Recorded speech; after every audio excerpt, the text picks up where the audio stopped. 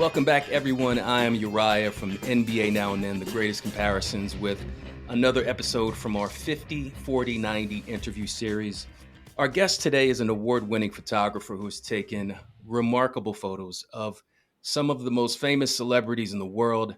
A number of them are current and former NBA stars, from Michael Jordan to Kobe Bryant, Carmelo Anthony to Steph Curry. His portfolio of hoop stars is more than impressive. He's here today with me to talk about his amazing career that has lasted over 25 years, as well as his thoughts on the state of the NBA. I am privileged to welcome to the show Keith Cephus. What's going on, Keith?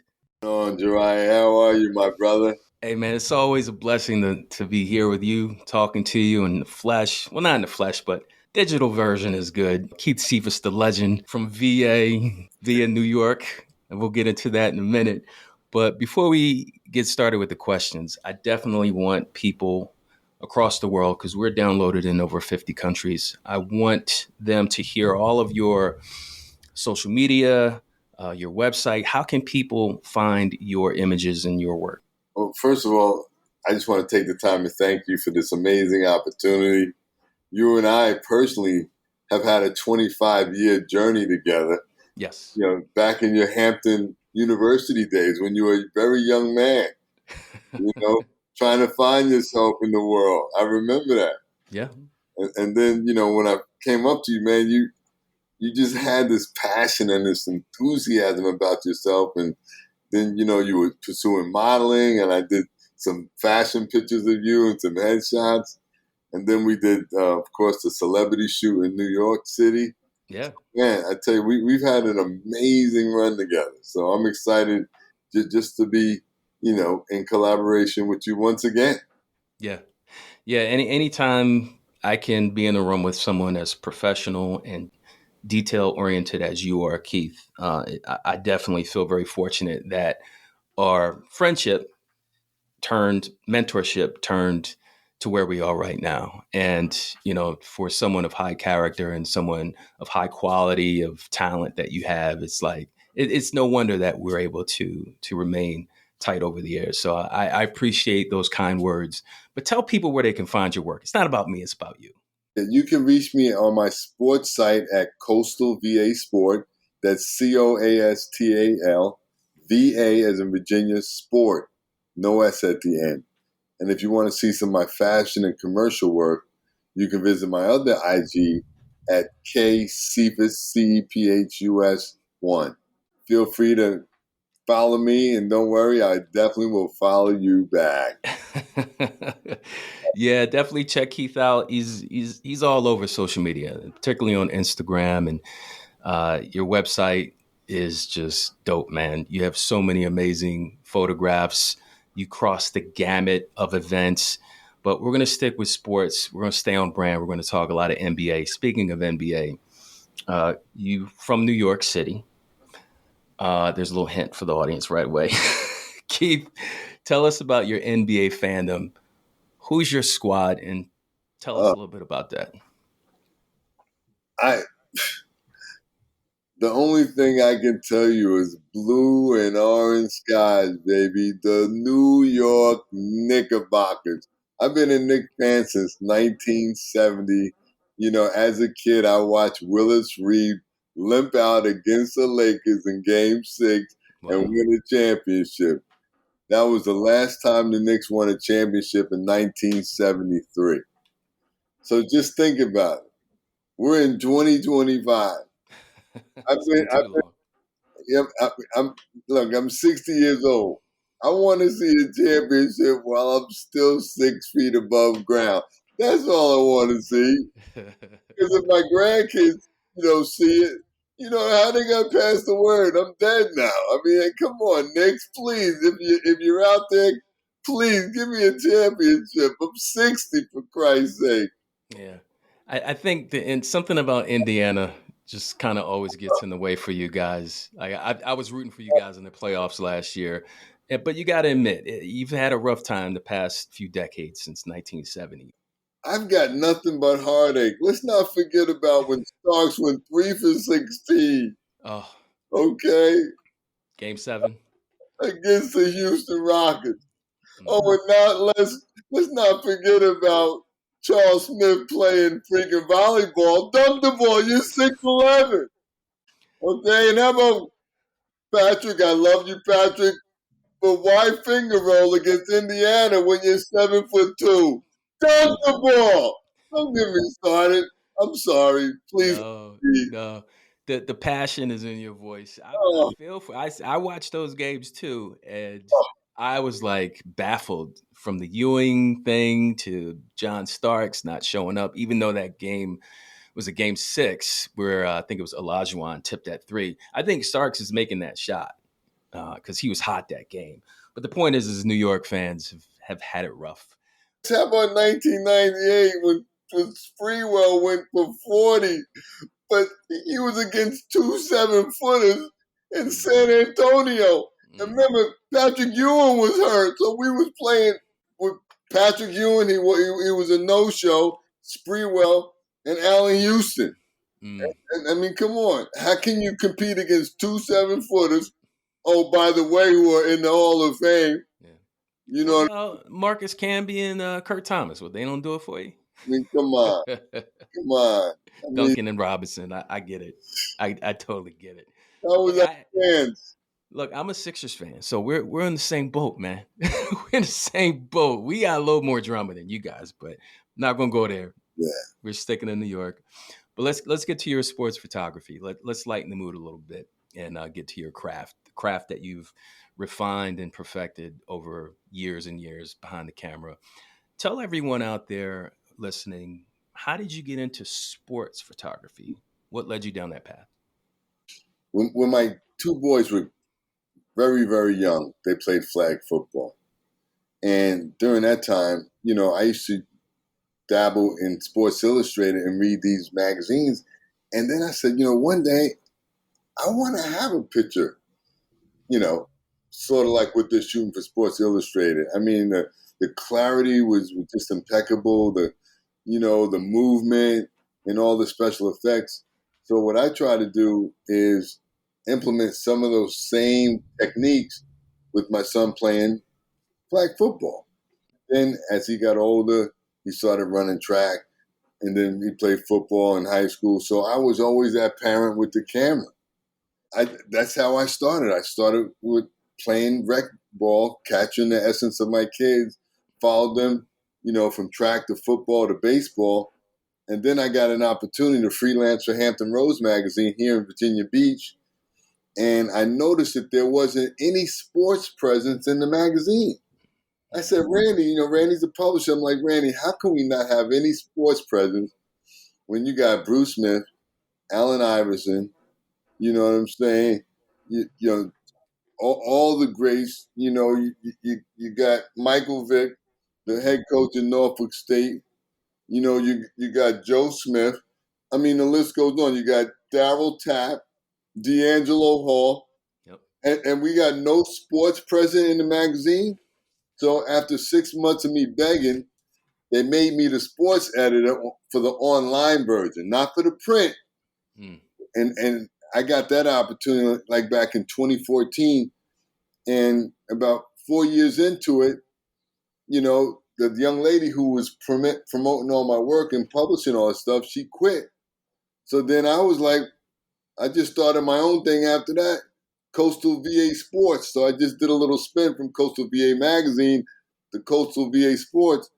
And right now, this is my 20th year for shooting the Washington Commanders. Wow. So, That's that's fantastic. That's fantastic. Look, man, there's a quote. Fortune favors the brave. Fortune favors the bold. I've seen Keith in action in downtown Manhattan. We were doing a celebrity shoot with Jabari Gray, a friend of ours, professional actor. And I'm driving. We're trying to find a spot to take some shots before the sun goes down. And Keith just jumps out the car and says, "Come on, let's go." And they jump out the car and they start shooting on the sidewalk. They go to the subway, and I'm just like, okay, I'm just going to go around the corner and whip back around. But your story about shooting your shot, becoming sports editor when there was not that that part of the newspaper, you created your own opportunity. And I think coming from, I don't even want to call it humble beginnings, because it's not. You were an already established photographer, but creating carving a path for yourself and approaching someone saying, look, I have what it takes to bring you quality images in the Virginia area when it comes to sports. This is a story I did not know. So I'm geeking out right now because I'm inspired and I'm fascinated by that. Speaking of being fascinated, you have dozens of awards. Tell us a recent award. I saw some pictures of you on Instagram where you were honored for your sports photography. What are some of your honors that you've gotten over the years for your sports photography? Roger Gore, he owns a spirit company, and he's one of the top hairstylists in the world. And I'm just so honored and thankful that he even thought about me, for a Lifetime Achievement Award for my work, in the creative industry. So Roger, if you're out there, just want to take the time. Thank you for this. Greatly appreciate it. And I'm truly humbled by it. Thank you. Amazing. So when it comes to taking pictures at any sporting event, whether you're on the football field or on the basketball court, Okay. baseball, I mean, you do it all, right? So tell us, what are some images that are challenging for you as a sports photographer? Is it lighting? Is it the movement? Is it the positioning? Like, what goes into you taking great shots so that they can be published online or in newspapers? What's your theory on that or your approach? Okay. Well, let's talk about the Washington Commanders. Okay. Whenever you shoot a Commander game, you want to get there 3 hours prior to tip-off. So theoretically speaking, I like to get on the field about 10:30. That way you could just work on your timing. You got you know you got Daniels warming up. He's thrown to Scary Terry. So all you're doing is just working on timing. You know what I'm saying, and watching tendencies, things like that. So at a 1 o'clock game, the biggest challenge is half of the field is sunny, and then Mm. the other half is totally shade. So the way you combat that out is you put your ISO on auto ISO. So when the running back is in the sun and then all of a sudden he gets in the shade, the auto ISO will compensate, the exposure. So things like that. 1 o'clock games are very challenging. I prefer 4 o'clock games and 7 o'clock games for that very reason. Yeah, I would never. I mean, you put a camera in my hand, I'm probably gonna drop the damn thing. But coming from you, that's some good technical advice. I really like. You were at the White House during the Golden State Warriors run dynasty, and you actually were able to take some pictures of Steph Curry and Klay Thompson, Draymond Green, all those guys, along with former President Barack Obama. What was it like taking pictures in that setting? Oh my! I mean, first of all, it was a very surreal experience. But first and foremost, I want to thank my buddy Yusef, my Okay. photographer buddy, retired Army guy. He was the one who uh, sent me the email to the press secretary for the White House to enable me to get credentials. So had it not been for Yusef, none of this would be possible. But thank you, brother. So yeah, it was very surreal. I'm in the White House. I'm in the Oval Office. With about maybe 100 or so photographers. I mean, it's tight. Everybody's jockeying for position. Of course. You got you know, the Golden State Warriors, front and center. So you had to have the right optics, for that distance. The 7200 was perfect at f4.5 with some additional light, just to give you, a little bit of extra sharpness. But I mean, just to get pictures of not only the team. After we did the group shots, they went outside to the garden, and then we got personal portraits of each player. If they were willing to do that. So when you see those pictures of Steph, that was the opportunity I had. I mean, you only had about 5 to 10 seconds. So, those guys they're not just going to sit and pose for you. You got to go out, you got to show some some dog and some savvy and get your shots and move on, because behind you there's about another 100 photographers trying to get that shot Yeah. as well. Yeah, So that shot of Steph Curry is amazing. Like the lighting, his expression, it was like you caught him at the perfect moment. thank you. I bet he could try to pose again and not come out with a better position in front of the camera. So look, that is an amazing story, and you're very, very fortunate to be in that position, but you earned it. You know what I mean? Like you're not getting an email from anyone if they don't trust that you're going to follow through to take the shots necessary to represent whoever the publication was. So Right. kudos to you on that. So let's talk about some of the other players that you've taken shots of. Who are some other players that you've either shot in the studio or in live action that stand out to you? Anyone come off the top of your head? 2010, when I shot the Pro Bowl, I had the opportunity to shoot Michael Vick and his lovely fiancee Kiafa's engagement session in Hawaii. It was an amazing shoot. We had a plethora of different outfit changes, and it was just a great experience. Daryl Tapp, I shot his wedding in Florida, and that was another great experience. But my biggest break in the wedding industry was actually Aaron Brooks. Aaron Okay. Brooks's wedding back in 2003, and some of his groomsmen, you all know him, Joe Horn, Deuce McAllister, Mike McCarthy was in attendance, the ex Dallas Cowboy coach. But yeah, it was just a great experience, man. And these are some of the opportunities that I just cherish for the rest of my lifetime. Man, you were like king of Virginia with that camera, man. like you just named so many great athletes from Virginia, NFL, But, NBA. I mean, you've covered them all with the but camera. So thanks to Gary Moore, I actually came to the city of brotherly love, and I photographed Allen Iverson when he retired. Remember when he came back to Philadelphia? and he had the You little know, statue, the yeah, mini statue. exactly. The Matumbo and all that stuff. Stephen A. Smith was there. All the greats.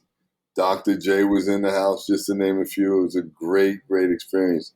So, Allen Iverson, thank you again for that experience. Yeah, AI. I've ran into him quite a few times Great on man. the Great, campus of great family Hampton man. University. Absolutely. So, last question about photography. For anybody that's aspiring to pick up a camera, take some shots, particularly in the sports realm, what advice would you give someone? Basically, shoot from the heart.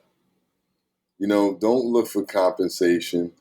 Shoot from the heart and shoot early and often. And what I mean by that is this: shoot sports, shoot weddings, shoot family portraits, shoot bar mitzvahs, special occasions, because you never know which one is going to be your genre. So you might be a landscape photographer and who does 7 to 8 figures a year selling postcards.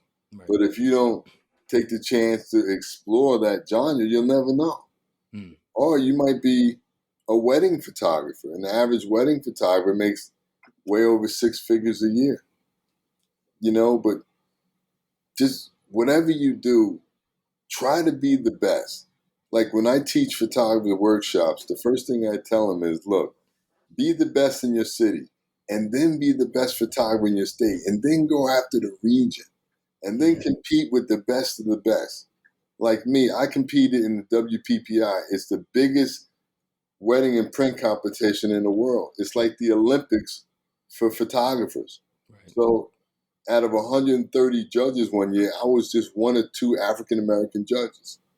Wow. So I had to compete against people from, Italy, Spain, Australia, the big boys. You Yeah. know what I'm saying? And then you got to deal with, the cats from LA and New York, and they're pretty good as well. But, Absolutely. I've been so blessed to have won, silver medals and a couple other merits. And right now I'm being sponsored by Canon, and I'm just blessed. Right now, I'm just giving back, Uriah. I just want to talk to the kids, spread the word, and just give away all my secrets because you know what? Hey, my job is to develop the next generation of creatives. That's all I want to do. I want to talk to kids. If you have a school, I'll come to your school. I just want to spread the word because a lot of times, you're right, kids don't know anything about photography. Everybody wants to be the next LeBron James, or the next Beyonce. There's more to just sports and entertainment. There's, you could be a photographer, you could be a writer, you could be an animator. Right. You can publish your own book. So there's so many different avenues that we have to expose these kids to. I never thought about being a photographer at a high school. It just fell in my lap when I joined the Navy.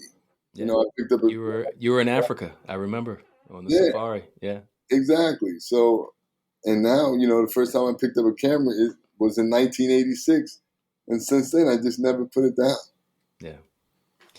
Look, from being on the field, flag football games for your sons, to the White House, I mean, you've been there, you've done that, and your generosity of sharing all of your knowledge through this interview and many others, of course, is very beneficial to the people listening, and we all appreciate it. But I have a question for you next, Keith. Are you ready to enter the NBA draft time machine? I am. Let's do it. And now, get ready for the NBA Now and Then Draft Time Machine. In this little exercise, 2 NBA stars from different eras are in the same draft class. For fun, if you were guaranteed that both players could have a decade-long career of equally good health, who would you pick? Season 2's first episode. We're now getting ready for Season 3. We've done dozens of episode comparisons, but we started Season 2 with Anthony Edwards and Dwayne Wade. Who would you go with? Anthony Edwards. He's more explosive. He's box office. I just love his tenacity. He's a leader. He's young. He's a dog. Big time. And I'm looking for dogs on my team. So yeah, hands down. I mean, no shade to Dwayne Wade. But he was, he wasn't Batman. LeBron was. Okay. So, fair enough. No shade. No shade. Love you, Love D-Wade. Hall of Fame. All right, next comparison, 2 big men. And what we do, Keith, is we compare players now to then, but we also have our Legends of the Game episodes where we actually take guys that are in the Hall of Fame. These 2 centers, you watched them growing up, as I did. But who would you go with? Would you go with your hometown guy, Patrick Ewing, or would you go with David Robinson? Oh, hands down, I'll go with Patrick Ewing. He's a 25-10 guy, Hall of Famer, Georgetown legend. Yep. Patrick Ewing, arguably one of the greatest Knicks of Knicks history. Hands down, that's not even up for debate. Next question. Okay, all right. Sounds good to me. How about this comparison? We compared Chris Paul to Jason Kidd. Who would you go with? That's a little tougher, but I would have to go with Jason Kidd just because of his playmaking ability. He's an impeccable facilitator.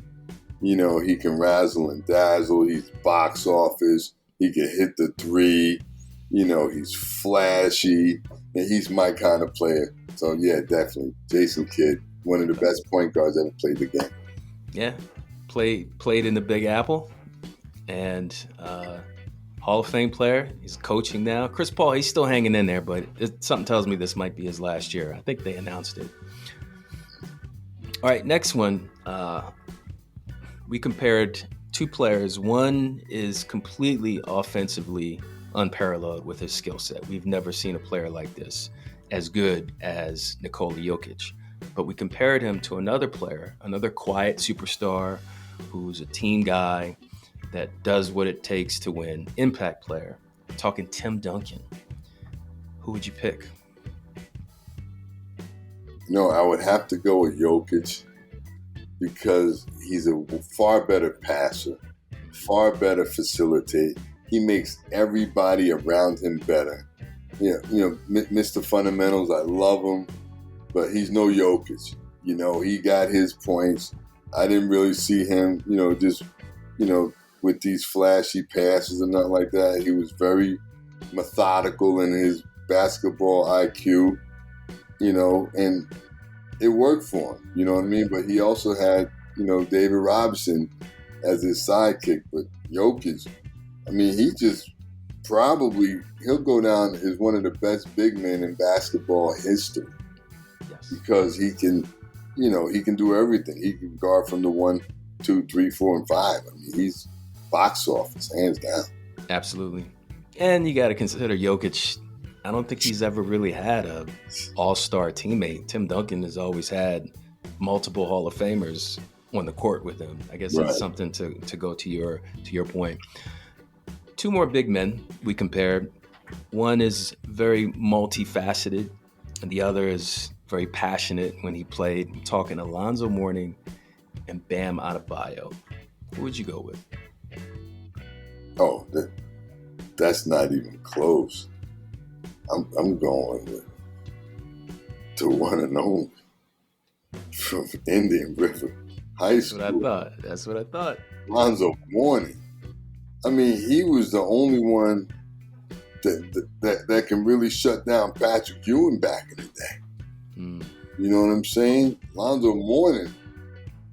I mean, he's right from Chesapeake, homegrown, All-American, All-State, won multiple championships, is on top of the hierarchy of management at the Miami Heat under Pat Riley. He's still in basketball. I think he's president of player personnel or something like that. He got one of those really sexy titles because of his basketball acumen. I mean, he's amazing. He does a lot for not only Miami, but he does do a lot for Hampton Roads. But Alonzo's my guy, hands down.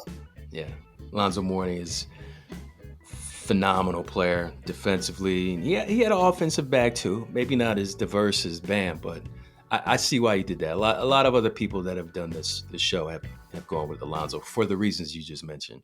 And not only that, I mean, he's had a lot of trials and tribulations from a health standpoint too, and he's overcome a lot of physical battles, and now he's an ambassador, for a couple of kidney foundations. So yeah, my hat goes out to him and his family. Yeah, philanthropic, just overall good human being. Let's talk about two other amazing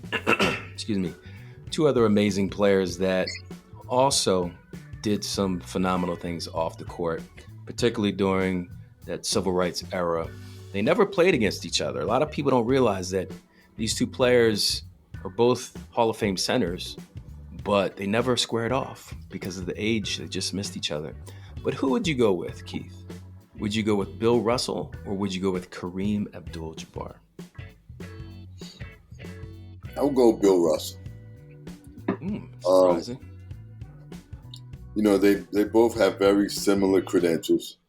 Bill Russell, Hall of Famer, just like Kareem.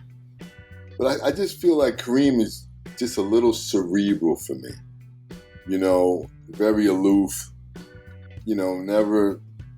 He after basketball, he just wasn't vocal enough, for me to vote for him. Whereas, Bill Russell, you've seen him at speaking engagements. He's always involved in the community. When LeBron, broke the scoring title, he was there. He's always involved in NBA functions. And Bill Russell, hands down. Okay. All right, let's get to some more contemporary guys.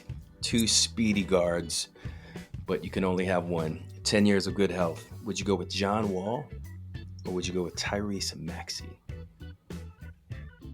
Oh, that's not even up for debate. I'll go with Tyrese Maxey because I just like, the dog in him, man. He knows how to turn it up and turn it down. He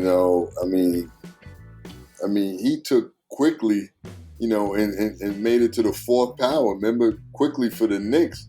And then Maxey came along, and you don't even hear about Quickly no more. It's all about Maxey. He got a a nice, healthy contract and truly deserved. Yep. And he's one of the top leaders, in that Philadelphia 76ers organization, and rightfully so. Yeah. He's a good kid. Good head on his shoulders. All right, here's one. Two extremely powerful, unstoppable power forwards down in the paint or on the break. You get 10 years of good health. Remember, would you go with Charles Barkley or would you go with Zion Williamson? Oh, I'm going with Charles Barkley. And the reason why I'm going with Barkley, because, Barkley, he was box office. He could play the 1 through the 5. He was cat quick. He could take the ball from coast to coast. He could dunk, on paper he said he's 6'7", 6'8", but I think he's closer to 6'4". Yeah. I'm not trying to start rumors, but it didn't matter because he had impeccable leaping ability. Yeah. Barkley might have been 6'3", but he played like a 7-footer. Yeah. He played big. Barkley was a monster. There's a play, I'm sure you've seen the highlight, where the Cleveland Cavaliers, 4-on-1 fast break, this is in the 80s, and Ron Harper goes up, Barkley's by himself. Harper tries to yam it on him, Barkley blocks him. Ooh. Then one of his teammates, the Cleveland teammates, gets the ball back and tries to go and score on the rebound.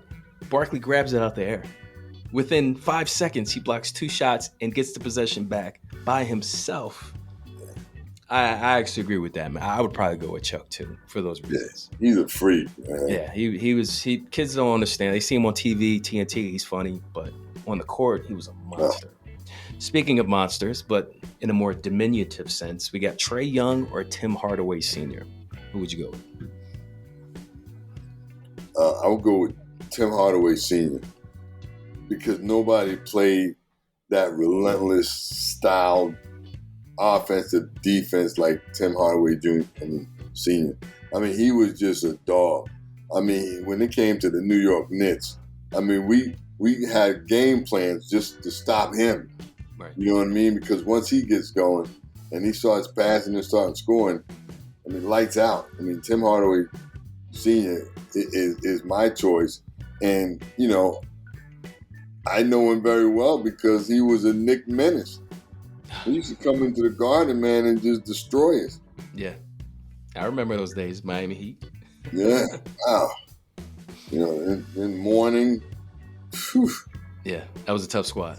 Tough squad. But you guys did knock them out back in '99. So the little Allen Houston bounced in. The dink. Yeah. Yeah. All right, we have 2 small forwards. Former dunk contest contestants, 2 former unlikely NBA Finals MVPs. Crazy cerebral, very smart players. Post-career, during career, but who would you go with? Jaylen Brown, or would you go with Andre Iguodala? Wow. That's a tough one. I think I would go with Iguodala because of his veteran leadership. He came off the bench and was the MVP of the finals one year, coming off the bench. That's unprecedented. A bench player comes off the bench and wins MVP. He was that good. You know what I mean? Kind of remind me of Freddie Brown, downtown Freddie Brown. Yeah. He used to play for Detroit. Used to come in the game and knock down 22. Okay. And Iguodala, and plus he was a leader. When he was on the court, being a starter his whole NBA career, and just that to have the cerebralness to, transcend to that role speaks volumes because, you're taking a man who, is a starter, top 20, 30 play in the league, and now you defer him to the bench, and he not only does it with style and grace, he does it and gets him a championship. And he's an MVP. Yeah, he definitely played the perfect role in that system. Oh. I saw him in Philly, and he was great in Philly. But once he went to Denver and then got out to Golden State, he just found his niche, and he rode that wave all the way out. So this Next comparison, someone you probably know very well, very popular in New York during his college days. Who would you go with? Would you go with Chris Mullin or would you go with Klay Thompson? I love you, Chris Mullin. I got to go with Klay. He's just a bucket getter. When you need a bucket, you go to Klay. You know what I'm saying? It comes from great pedigree. Yep. Dad played for the Lakers. Mike Thompson, who's a Hall of Famer in his own right. And, Chris Mullin, he was really good at St. John's. But, after that, it seemed like his career really plateaued, whereas Klay Thompson continued to flourish. He did have a stellar career, and he did make the 92 Dream Team. But Klay Thompson makes all the sense in the world for the reasons you mentioned. All right, we got two sharpshooters from Duke University. One is a head coach for the Lakers. The other is playing for the Phoenix Suns. Who would you go with, J.J. Redick or Grayson Allen? Wow. I think I go with J.J. Redick. And the reason being, J.J. Redick just had this nastiness to him. You know what I'm saying? He would just kind of just pull up and just shoot a dagger three for the win. You know what I mean? He was the type of guy during clutch. You knew the ball was going in his hands. Yeah. So Redick was cold as ice. And plus, he very dapper, clean cut. He's Italian. You know what I'm saying? Just kind of gives me, Pat Riley vibes, when Pat was a young man. I can see that. Yeah. I think that might be the persona he's going for, but he's his own man and he's doing his thing out there in LA. Two power forwards. I know you definitely saw this player growing up. We're going to go with Derek Coleman or Julius Randle. I'm going to have to take Julius Randle. And the reason why, Julius Randle had a high basketball offensive IQ, first of all. Yeah.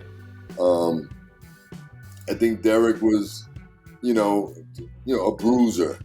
Yeah. Type of guy that would come in and, get you, 4 or 5 hard fouls, maybe give you 10, 15 a game. Whereas Randle, you counted on him, to be a number one scorer. At one point, I think he averaged 25 and 12, on a regular basis. Mm-hmm. There was also, he also got some votes for, MVP a couple of years. Right. He's definitely my choice.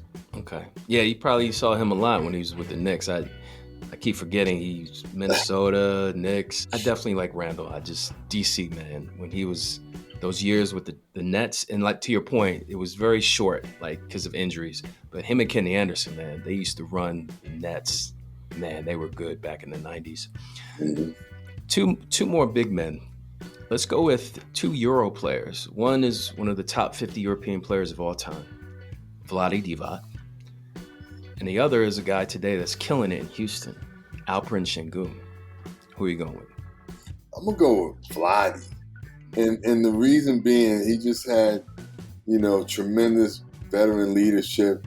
And then he had a Hall of Fame cast around him. You had Worthy, you had Magic, you had, Nixon.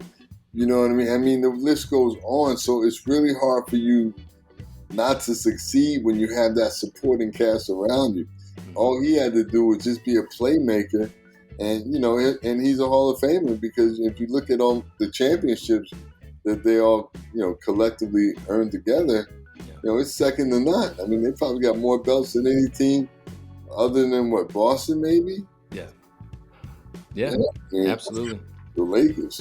Yeah, side note, there's a really great documentary about Vlade Divac and his relationship or friendship with Drazen Petrovic. It's called Once Brothers. There was like some cultural divide going on over in Eastern Europe during the 80s and 90s. It's fascinating. I highly recommend that you check that out. No, I'm sorry. I don't mean to cut you off. Wasn't Vlade Divac part of that Kobe Bryant deal back in the day? Yeah, they traded Kobe. They traded to get Kobe, and Divac went to Charlotte. Yeah, exactly. Yeah. Just want to Just trying to flex my basketball IQ. Oh yeah, it is flexed. We felt that. We felt that. Last comparison. Who would you go with? Would you go with Scottie Pippen, or would you go with Kawhi Leonard? Oh man, that's a tough one.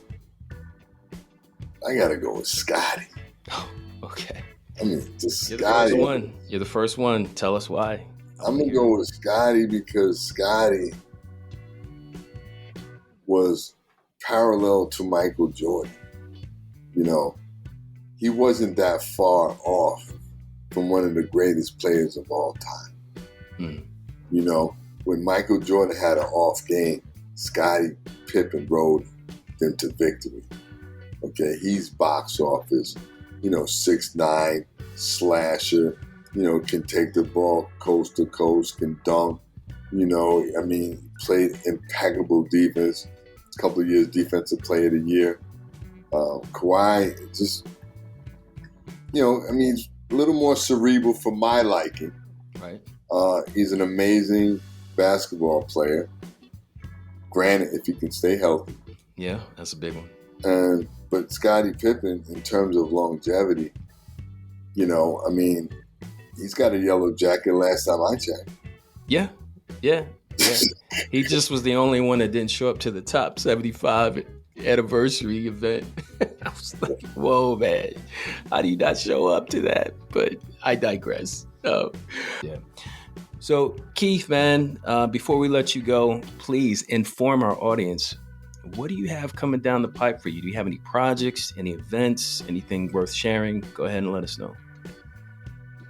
Like I stated earlier, I'm just really excited about photographing the Washington Commanders going on my 20th year. I just finished shooting the Giant game yesterday. Okay.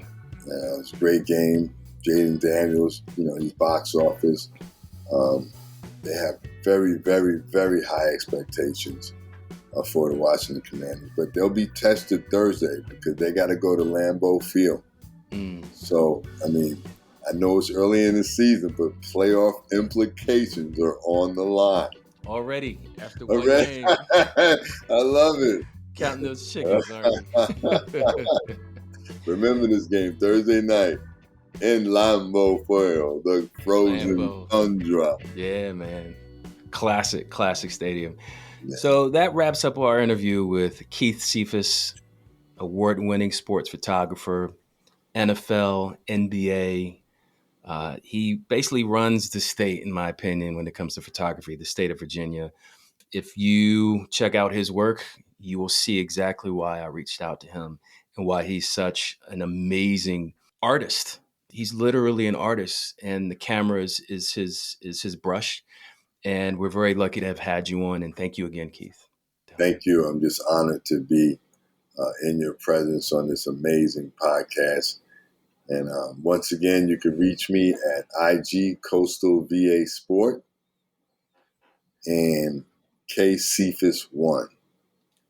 Thank you again for your time, and God bless. Yeah, absolutely. Check Keith out on IG. Check out his website. And that being said, season 3 for NBA Now and Then is right around the corner. We are we're basically getting prepared. We've been recording episodes. We recorded 3 episodes at this point. We will be having some guest co-hosts for some of those episodes. We will be having Dusty Garza from the San Antonio Spurs area. He covers the Spurs for Fox KABB. He'll be joining us for our Wilt Chamberlain and Victor Wembanyama episode. And Wednesday night, Keith, we're recording with Paul Nepper, who's the author of a Moses Malone biography. We're doing a comparison of Moses to Shaq. So we're looking forward to that. Check us out on social media. NBANowandThen.com is our website. Once again, thank you, Keith Cephus, for being with us. I'm Uriah, NBA Now and Then, the greatest comparisons. Peace. Adios.